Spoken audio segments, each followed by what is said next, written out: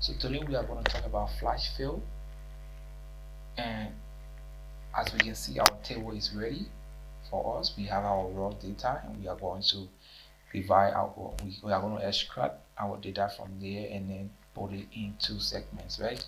Yeah, so stay tuned, let's do it together. Okay, so first of all, you want to come here and type the name, first names, or better still, you can copy and paste, right? But as for me, I want to go ahead and type it. So you want to make sure these are the way your data are arranged.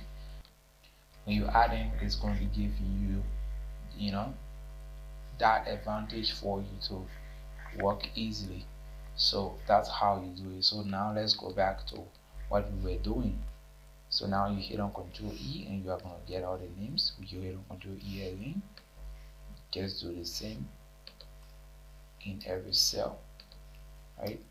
And here we are having all of our names in our table, right?